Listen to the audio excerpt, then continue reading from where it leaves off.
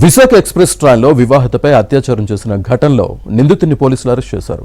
పశ్చిమ బెంగాల్కి చెందిన సౌరవ్ బగ్ది అనే 27 ఏళ్ల యువకుడు ఏసీ బోగిలో బాయ్గా పనిచేస్తున్నాడు. వివాహితకు మాయమాటలు చెప్పి అత్యాచారం చేశాడు. నిరక్షరాస్యులైన మహిళను తేరుకుని భర్తకు చెప్పడంతో అతను రైల్వే పోలీసులకు ఫిర్యాదు చేశాడు. ఘటనపై రైల్వే పోలీసులు దర్యాప్తు జరిపి సౌరవ్ బగ్దిని అరెస్ట్ చేశారు.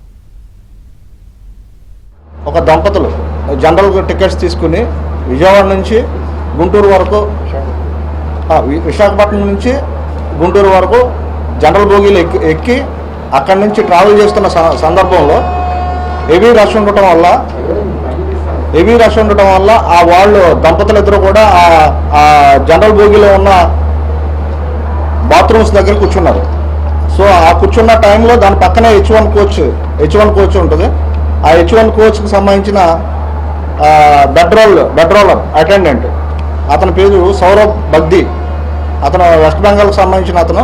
విజయవాడ దగ్గరలో ఉండగా నా మీద బలాత్కారం జరిగింది. చేసిన వ్యక్తి ఆ బెడ్ రోలర్ అటెండెంట్గా ఉన్న అతను హెచ్1 బోగీలో 17015 ట్రైన్కి సంబంధించిన అతను వ్యక్తి అని చెప్పేసి అక్కడ కంప్లైంట్ చేయడం జరిగింది.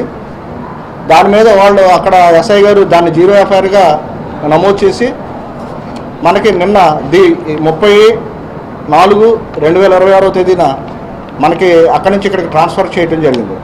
ఎవరైతే దీనికి పాల్పడిన వ్యక్తి ఎవరైతే ఉన్నారో సౌరవ్ బగ్ది, ఇతను 27 ఇయర్స్, ఇతను వెస్ట్ బెంగాల్కి సంబంధించిన వ్యక్తి. ఇతన్ని వాళ్ళ సూపర్వైజర్ ద్వారా మనకి పోలీస్ స్టేషన్కి తీసుకొచ్చి సరెండర్ చేయడం జరిగింది ఈరోజు ఉదయం.